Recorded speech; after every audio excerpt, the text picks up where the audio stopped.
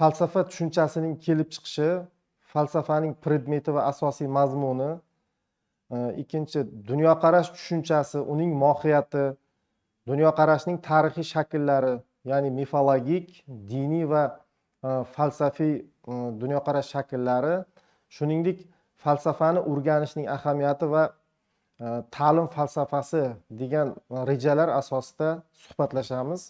Sizlarga men bir qator kitoblarni tavsiya qilmoqchi edim. Masalan, falsafa qisqacha izohli lug'atlar kitobi mavjud. Bunda asosiy falsafiy terminlar atamalarining izohlari berilgan.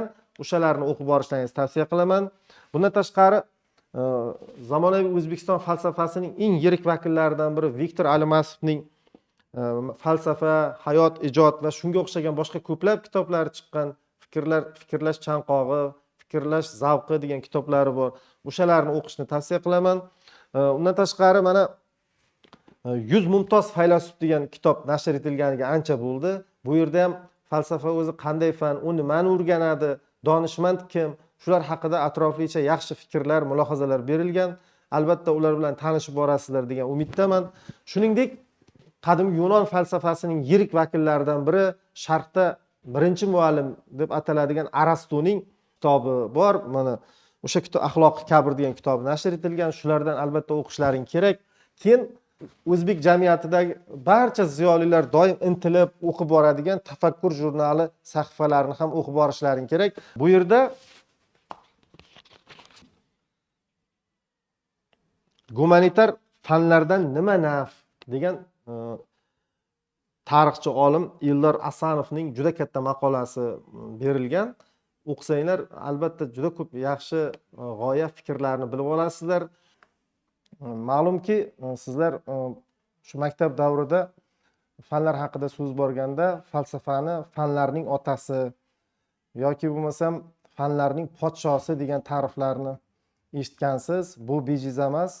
Falsafa bu eng qadimiy fanlardan hisoblanadi. Shuning uchun ham uni fanlarning otasi deyishadi. Chunki fanlar ichida dastlab falsafa paydo bo'lgan va falsafadan boshqa fanlar sekin-asta asrlar davomida ajralib chiqqan. Misol tariqasida mana sizga qisqa lo'nda aytishim mumkin.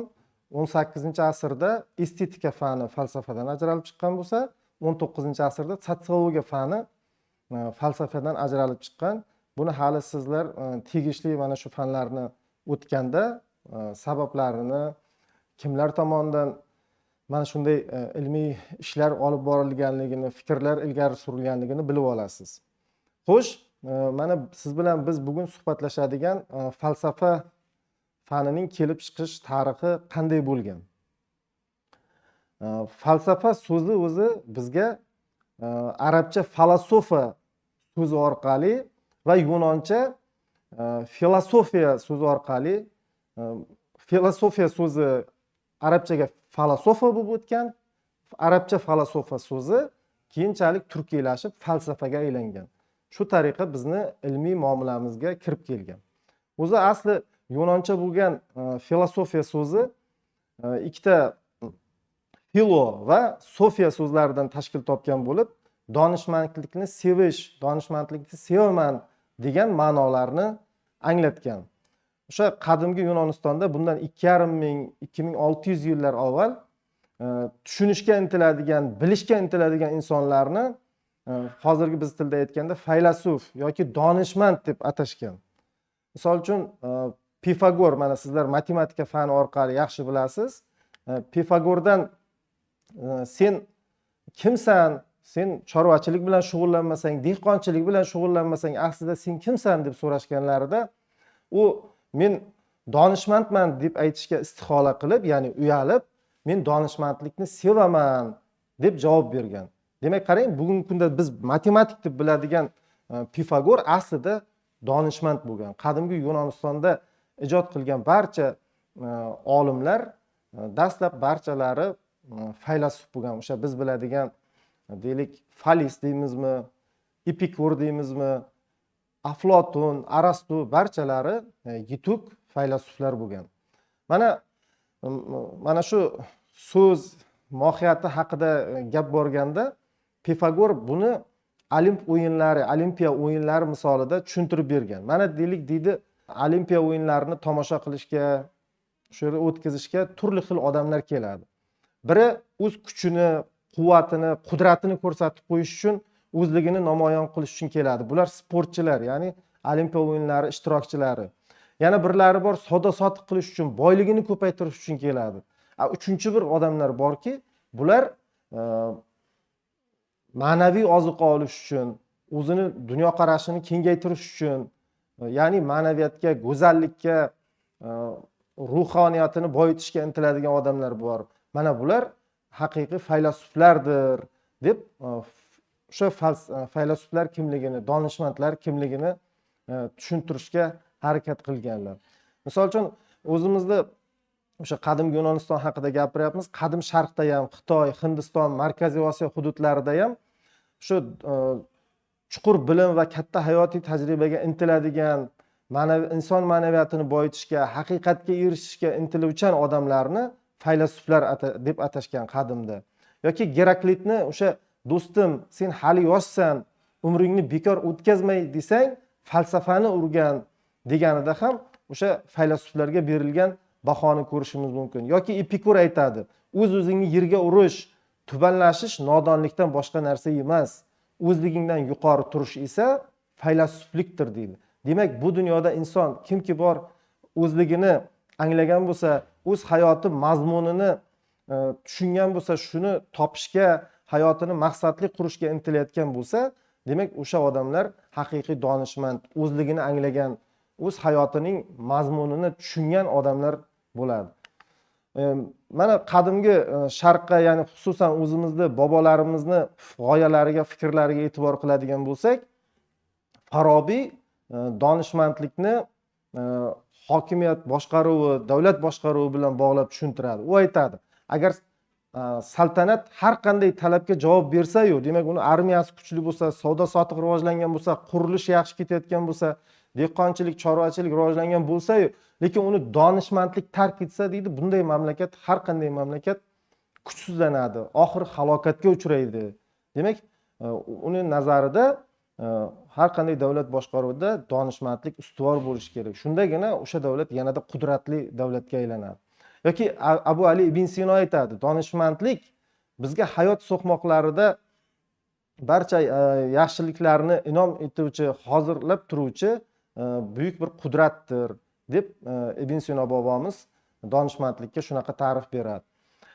Donishmandlar haqidagi ta'riflarning eng yaxshisini, bugungi hayotimizga yaqinini rus yozuvchisi, buyuk donishmand inson Lev Nikolayevich Tolstoy bergan. U aytadi, donishmandlarning birinchi xususiyati, sifati o'zi aytganiga o'zi amal qiladi deydi. Ya'ni demak, insonda so'z va amal birligi bo'lishi kerak. So'z va amal birligi bo'lgan inson har tomonlama boshqa odamlarning hurmatini qozonadi, haqiqiy donishmand o'laroq shakllanadi deydi. Ikkinchidan, ya'ni donishmandlar haqiqatga qarshi bormaydi. Misol uchun oqni qora yoki qorani oq deb turmaydi. Borini borligicha aytadi. Haqiqat ular uchun har doim ustuvor bo'ladi.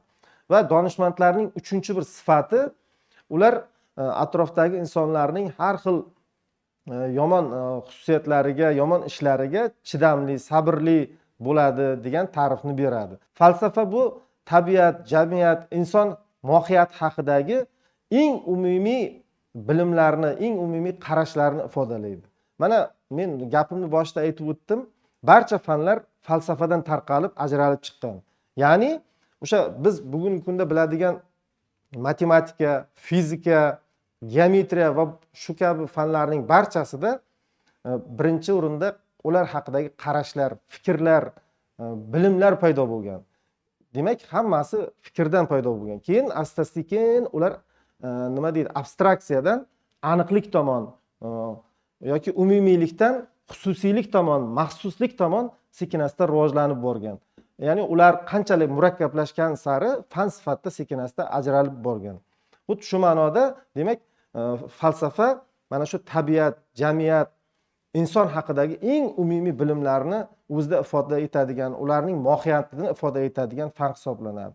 Chunki o'sha 2,5 ming, 3 ming yillar oldin, 50 ming, 100 ming yillar oldin ham ajdodlarimiz o'zini atrofini o'rab turgan olam, undagi turli tabiat hodisalari, o'simliklar, hayvonlar, hayot ma'nosi, inson umrining mazmuni haqida turli mulohazalarni yuritganlar.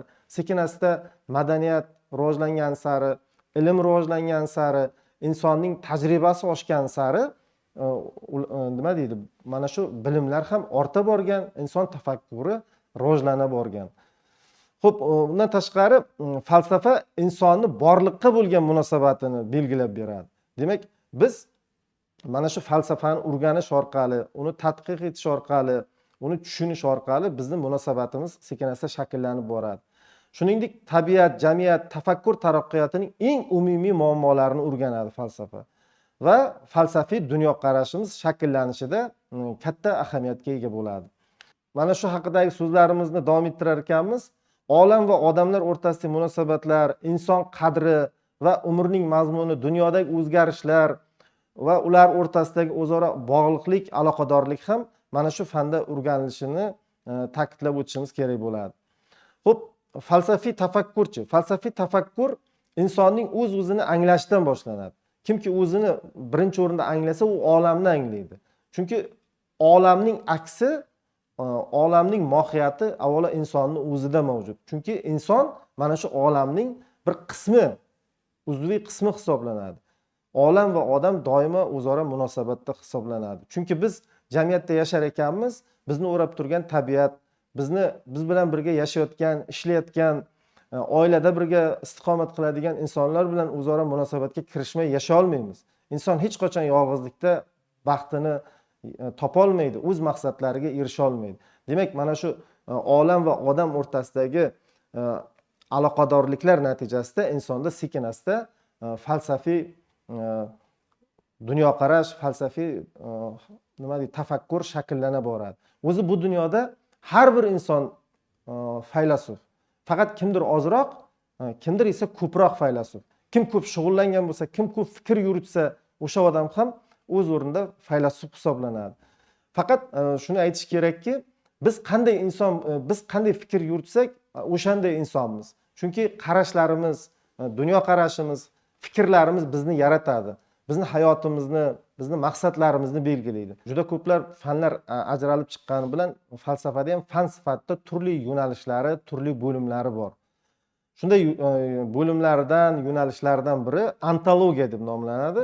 Ontologiya bu borliq falsafasi, o'zbekchasiga aytganda, ya'ni mavjudlik falsafasi. Bizni o'rab turgan olam, mavjud narsalar, shular haqida o'rganadigan ta'limot hisoblanadi. Endi yana mana shuni aytish kerakki, borliq bor, borliq, ya'ni borliq degani inson bilishidan, uni bilmasligidan qat'iy nazar mavjud narsalar haqida gapirganda borliq. Misol uchun deylik, Jamolingma cho'qqisining eng baland qismlarida siz biz bilmaydigan mavjudlik bor. Qandaydir o'simlik turi bor, qandaydir hasharot turi bor, lekin u biz bilishimizdan, bilmasligimizdan qat'iy nazar u mavjud. Demak, bu borliqqa kiradi.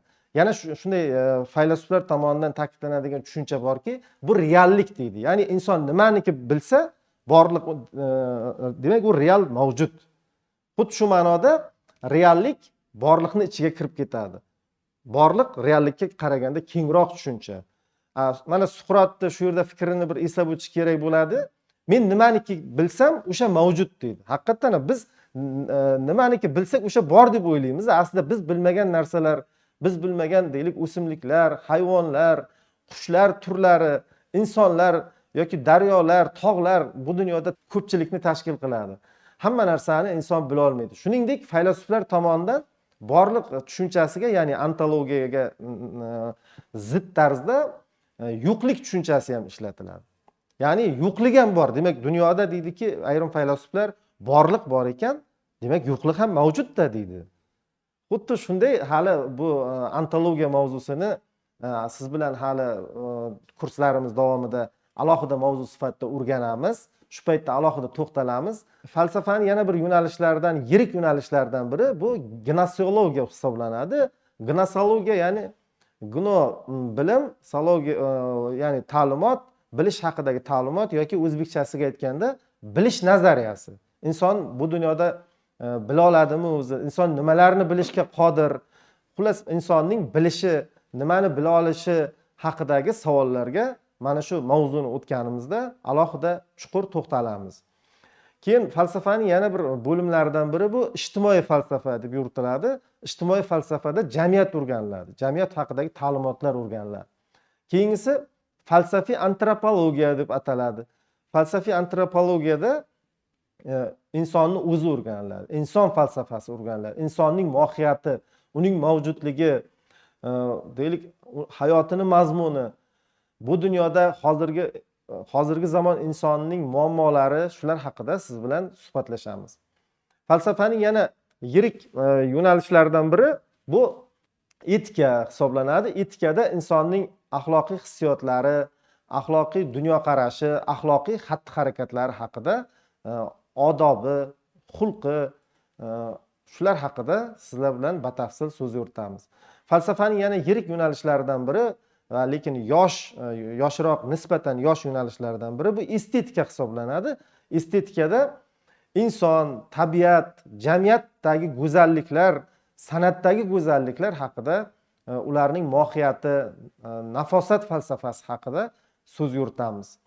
Va yana falsafaning eng yirik yo'nalishlaridan biri bu mantiq fani hisoblanadi yoki logika deyiladi jahonda. Bunda tafakkur qonuniyatlari, insonning mushohada yuritish qonuniyatlari haqida so'z yuritamiz. Shuningdek, falsafani aksiologiya degan yo'nalishi bor. Aksiologiyada qadriyatlar falsafasi haqida so'z yuritamiz.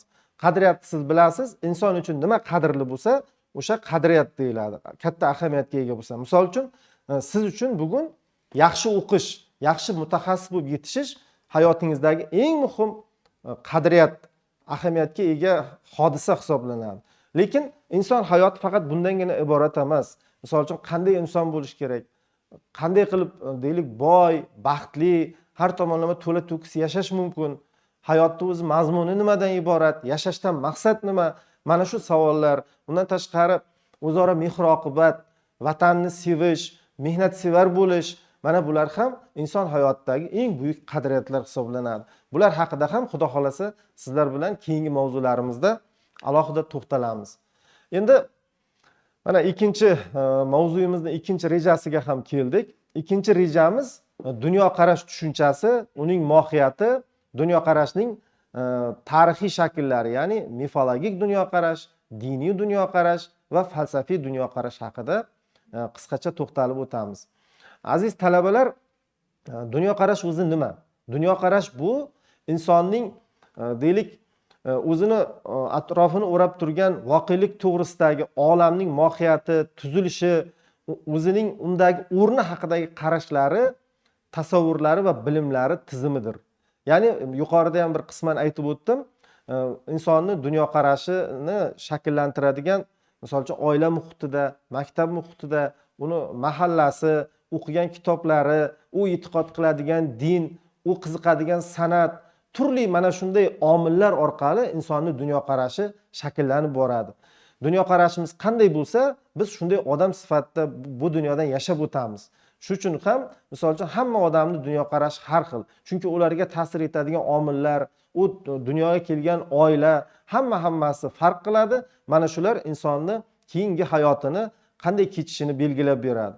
Shuning uchun dunyoqarashni har doim kengaytirish, boyitish, go'zal qilish haqida, misol uchun, buyuk allomalar ko'p ta'kidlaydi, bizni hammamizni ezgulik sari yo'naltiradi.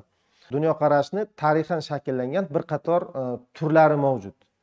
Bularga misol uchun birinchisi mifologik dunyoqarash kiradi. Mifologik dunyoqarash deganimizda mana shu so'zni lug'aviy ma'nosidan so'zni boshlashga to'g'ri keladi. Sizga ko'pincha siz hammalaringiz xabarlaringiz bor, filmlar orqali, kitoblar orqali bu haqida ko'p eshitgansiz. Mif so'zi o'zi o'zbekchada rivoyat, afsona degan ma'nolarni bildiradi. Ya'ni qadimda o'sha ibtidoiy jamoat tuzumi va undan oldingi davrlarda odamlar o'zlarini atrof muhitini, o'rab turgan atrof muhitni turlicha, misol uchun, rivoyatlar, o'xshatishlar orqali tushungan.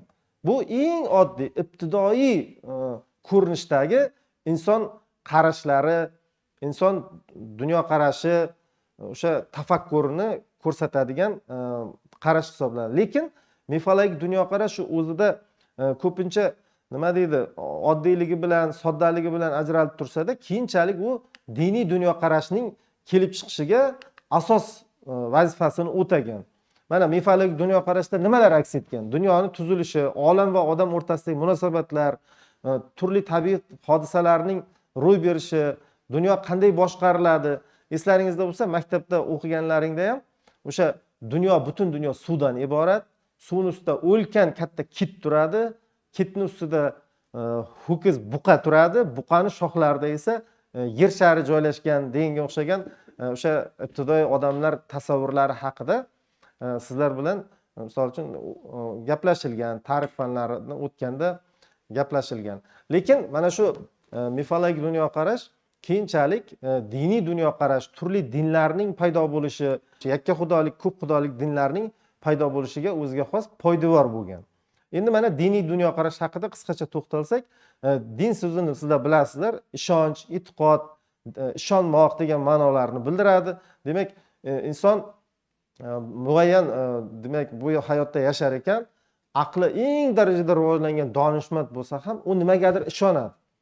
Ko'pincha o'zining aqli, tafakkuri bir narsaga yetmay qolganda yoki bir hayotda bir chuqur bir deylik qiyinchilik, mashaqqat paydo bo'lganda, tushkunlikka tushganda, og'ir paytlarda qandaydir bir tashqi kuchning borligiga ishonadi. Undan madad so'raydi, yordam so'raydi, shundan ma'lumot taskin topadi, ba'zida yolboradi. Bunday holatlar har bir insonning hayotining ajralmas qismi. Chunki hayot hech qachon bir tekisda kechmaydi. Ba'zan oyning 15 yorug', 15 qorong'i degandek, barchalarimiz hayotimizda deylik yaxshi va yomon kunlar mavjud. Mana shunday paytlarda insonlar hayotiga din yordamga keladi. Mana endi dinni bir qator albatta vazifalari bor. Misol uchun dunyoqarashimizni shakllanishida muhim o'rin tutadi. Mana deylik biz taomlanganda ham, yurganda, turganda har bir narsada misol uchun hayotda adolat, halollik, poklik, halol, harom haqidagi munosabatlarimizda ham demak bizni dunyoqarashimizda o'sha diniy bilimlarimiz, diniy e'tiqodimizdan kelib chiqib yondashamiz. Misol uchun deylik nohalol, halollikka rioya qilmaydigan odamlarni noinsof, vijdonsiz deb ba'zan nomlashlarga ham misol uchun guvoh bo'lamiz. Dinning yana bitta funksiyasi bu kommunikativ funksiyasi, ya'ni u insonlarni birlashtiradi, o'zlari jamoa bo'lib birgalikda har xil qiyinchiliklarni bartaraf etishga xizmat qiladi. Undan tashqari dinning yana bitta xususiyatlaridan biri tartibga solish xususiyati, ya'ni insonlarni jamiyatdagi axloqiy xatti-harakatlarni tartibga solish xususiyati ham mavjud. Undan tashqari dinni ildizlari bor. Misol uchun dinni psixologik ildizlariga ega. Chunki inson ruhiyati bilan bog'liq. Men uni yuqorida qisman aytdim. Inson hayotda yashar ekan, uni maqsadi faqat yeb ichish, kiyinish, nimadir qurish, yasash emas, ishlash emas, balki u ruhiy tomondan ham taskin topish, o'zini baxtli his qilish va ba'zida imkoniyatdan tashqari vaziyatlarda qandaydir tashqi kuchga, Xudoga, Allohga sig'inish kabi psixologik, ruhiy holatlarni boshdan kechiradi. Yana shuningdek, dinning gnoseologik ildizlari ham mavjud. Demak, din insonni olamni anglashida, hayotni mohiyatini tushunishida ham muhim rol o'ynaydi. Dinning ijtimoiy ildizlari mavjud. Misol uchun dinlarning paydo bo'lish tarixiga agar nazar tashlaydigan bo'lsak, dinlar o'sha jamiyatda kuchli inqirozlar, to'qnashuvlar, deylik urushli vaziyatlar kuchaygan paytlarda yuzaga kelgan. Misol uchun mana islom dini paydo bo'lgan paytda ham Arabiston yarimorolida ijtimoiy vaziyat, odamlar turmush tarzi juda ham og'ir edi. Qashshoqlik kuchaygan edi, urushlar avj olgan edi. Mana shunday sharoitlarda demak insonlar bir yakka xudoga sig'inish bo'yicha g'oyalar paydo bo'lib, keyinchalik dinlar paydo bo'lgan yoki xristian dini paydo bo'lishiga ham nazar tashlasak, o'sha jamiyatdagi qashshoqlik, tengsizlikning kuchayishi, urushlarning avj olishi ham demak ijtimoiy sabablar hisoblanadi. Dinning siyosiy ildizlariga nazar tashlaydigan bo'lsak, haqiqatdan har qanday din siyosat bilan o'zaro aloqadorlikda mavjud bo'lganini ko'ramiz. Misol uchun siyosat dinni imkoniyatlaridan ko'pincha foydalanadi, o'zini hokimiyatini mustahkamlashda, jamiyatda tinchlikni ta'minlashda, misol uchun diniy deylik nasihatlardan, o'gitlardan muntazam foydalanib keladi. Diniy e'tiqodlarning tarixiy shakllari haqida qisqacha aytamiz. Bugungi mavzuyimizni vaqti cheklanganligi nuqtai nazaridan ularni qisqacha aytaman. Fetishizm degan diniy qadimgi din bo'lgan, bilasizlar, bunda o'sha muayyan buyumga e'tiqod qilish mavjud bo'lgan.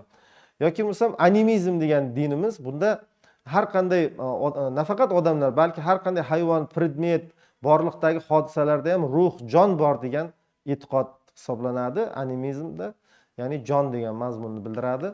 Yoki misol uchun totemizm. Totemizmda o'sha muayyan bir hayvonlarni avlodlarimiz degan qarash ularda ustuvorlik qiladi va ularni bizlarni homiyimiz hisoblanadi, bizni hamma narsa bilan ta'minlaydi degan e'tiqod mavjud bo'lgan. Yoki mana misol uchun o'zimiz turkiylarda ham bo'ri totemi bo'lgan, ya'ni bo'rilardan tarqagan turkiylar degan rivoyatlar mavjud. Yoki mana hindlarda sigirlar muqaddas sanaladi, maymun muqaddas sanaladi. Yoki avstraliyaliklarda kenguru muqaddas sanaladi va hokazo. Yana qadimgi eng dastlabki dinlardan biri magiya deyiladi, ya'ni sehrgarlik, ya'ni sehr orqali har qanday narsaga ta'sir etish haqidagi e'tiqod bu ham. Azizlar, taxminan 2,5 ming yil oldin falsafiy dunyoqarash shakllana borgan. Dunyoqarashning boshqa shakllariga nisbatan bunda farqi e'tiqod, ishonch emas, balki aql orqali, tafakkur qilish orqali, bilimga ega bo'lish, shu orqali olamni mohiyatini anglash natijasida falsafiy dunyoqarash shakllangan. O'sha falsafiy dunyoqarashning eng ilk buyuk vakillari o'sha Fales, Epikur, Demokrit yoki Geraklit, Aflotun, Suqrot, Arastu, mana shular haqida hali maxsus sizlar bilan yana suhbatlashamiz. Falsafiy dunyoqarash dunyoni, borliqni aqliy jihatdan umumlashtirib tushuntiruvchi nazariy qarashlar tizimi. Men buni qisqacha aytdim. Demak, diniy dunyoqarashda, mifologik dunyoqarashda ishonch, e'tiqod muhim bo'lsa, bunda demak aqliy tomondan, mantiqiy tomondan yondashib olamni anglash ustuvor bo'ladi. Demak, falsafiy dunyoqarashning tarkibiy qismlariga bilimlar, qadriyatlar, ishonch, e'tiqod ham, fikr ham, demak, boshqa dunyoqarashlarga qaraganda hammasini o'ziga qamraganligi bilan ajralib turadi. Falsafiy dunyoqarashning asosiy yo'nalishlariga materialistik dunyoqarash, idealistik dunyoqarash, bular katta yo'nalish hisoblanadi. Materiya degani bu modda, jismni bildiradi, ya'ni olamning asosida modda yotadi, ya'ni jism. Real ko'rsa, qo'l bilan ushlasa bo'ladigan narsa. Idealistik dunyoqarash yo'nalishida esa ruh, jon, ya'ni ong birlamchi hisoblanadi. Olamning mohiyatida ruh turadi degan qarash ustuvorlik qiladi. Undan keyin metafizika, ya'ni dunyoda inson borlig'ining eng umumiy asoslarini o'rganadigan tafakkur uslubi hisoblanadi. Yana bitta tafakkur uslubi dialektika deb nomlanadi. Bunda bu taraqqiyot, rivojlanish haqidagi ta'limot, tafakkur uslubi hisoblanadi. Bu nemis filosofi Friedrich Hegel tomonidan asoslab berilgan ilmiy bir tafakkur uslubi hisoblanadi. Yana bitta tafakkur uslubi sofistika hisoblanadi. Sofistika bu eng qadimgi tafakkur uslublaridan biri, ya'ni so'zamonlik qilib, so'z o'yinlari orqali mantiq qonuniyatlarini atayin buzib talqin qiladigan filosoflar o'sha davrlarda sofistlar deyilgan. Yana bitta tafakkur uslubi bu sinergetika deyiladi. Sinergetika bu eng yosh, eng yangi davrda paydo bo'lgan tafakkur uslubi. Unga ko'ra o'sha mana bu sistemalarning o'z-o'zini tashkil bo'lishi o'rganiladi. Bu haqida ham hali alohida mavzuda sizlarga to'xtalib o'taman. Falsafaning bugungi kunda zamonaviy falsafani juda ko'p muammolari mavjud. Qayerdagi qanday muammo bor ekan, o'sha haqidagi fikr, falsafa rivojlanadi. Misol uchun bugungi kunda insoniyat nima qiynayapti? Odam savdosi qiynaydi, to'g'rimi? Yoki bo'lmasam qashshoqlik, qayerdadir to'kin sochinlik, odamlar zo'r yashayapti, qayerdadir qashshoqlik, tibbiy xizmatlarning yetishmasligi, suvsizlik, to'g'rimi? Bular hammasi dunyodagi qanday insoniyatga jabr yetkazadigan, qiyinchilik tug'diradigan holatlar, vaziyatlar, muammolar bor ekan, faylasuf jamiyatning eng ilg'or ziyolisi sifatida bular haqida bosh qotira olmay, ularga munosabat bildirmay, ularning yechimlarini taklif qilmay yashay olmaydi. Azizlar, mana taqdimotda ham ko'rib turibsizlar, mana shu singari muammolar faylasuflarga ham begona emas. Taqdimotimizning, ya'ni bugungi mavzuyimizning so'ngiga deyarli yaqinlashib qoldik. Pedagog bu jamiyatning eng ilg'or odami. Boshqalarga nisbatan 15-20 yil, balki 50 yilga uzoqni ko'rib, falsafiy mushohada yuritib, fikrlay oladigan insonlar bo'lish kerak. Shuning uchun ham mana prezidentimiz tomonidan biz barpo etayotgan yangi O'zbekistonning milliy g'oyasi vatanparvarlik, ezgulik va bunyodkorlik g'oyasi bo'ladi degan g'oyani ilgari surganlar. Haqiqatan ham mana shu vatanparvarlik deymizmi, ezgulik deymizmi, bunyodkorlik, bular hammasi falsafiy fanlar tomonidan o'rganiladigan, tadqiq etiladigan fanlar hisoblanadi. Sizlar misol uchun yosh avlodni tarbiyalaysizlar, kelajakda mutaxassis yetishgandan keyin. Bu degani sizlar misol uchun qandaydir bir quruvchi bo'lib, binoni bilan yo yo'l qurib, yo'l bilan yo texnika bilan emas, bevosita inson bilan ishlaysizlar. Inson ruhiyatini shakllantirasizlar. Insonni axloqini, xatti-harakatini, dunyoqarashini shakllantirasizlar. Shu ma'noda sizlar falsafani chuqur o'rgansangizlar, bu har tomonlama sizlarga foydali bo'ladi. Shundagina hayotda o'z o'rinlaringizni topib, to'laqonli bir baxtli inson sifatida, kuchli mutaxassis sifatida shakllanasizlar. Misol uchun, agar e'tibor beradigan bo'lsak, kimki bu hayotda fikr tomonidan, g'oya tomonidan, falsafa tomonidan kuchli bo'lsa, o'shani ishlari har doim rivojlanganini ko'rishimiz mumkin.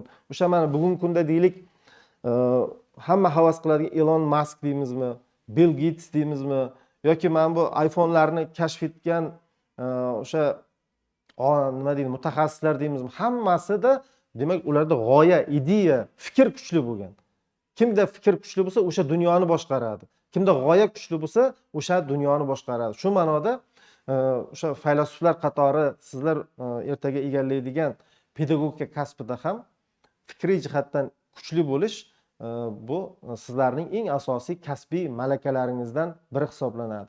Siz bilan biz tanlagan yo'l har tomonlama fikrchan, fikrlab yuradigan, o'qiydigan, izlanadigan, zamonning eng ilg'or talablariga javob beradigan soha hisoblanadi. Biz mana shu talablarga javob berishimiz uchun ham tafakkur yuritish qonuniyatlari, falsafaning asoslarini chuqur har tomonlama o'rganishimiz kerak. Yoki bo'lmasa mana prezidentimiz tomonidan ilgari surilgan hozirgi paytdagi ta'lim sohasidagi g'oya, yangi O'zbekiston maktab ostonasidan ta'lim tarbiya tizimidan boshlanadi. Bu siz bilan biz faoliyat yuritayotgan soha, biz egallamoqchi bo'layotgan kasb qay darajada muhimligini ko'rsatib turibdi. Chunki yangi O'zbekistonni har tomonlama yutuq, bilimdon, nima deydi, barkamol, ma'naviy jihatdan yutuq yoshlarsiz, mutaxassislarsiz barpo etib bo'lmaydi. Qadrli talabalar, bugungi mavzuyimiz bo'yicha gaplashmoqchi bo'lganlarimiz shulardan iborat. Xayr, salomat bo'ling.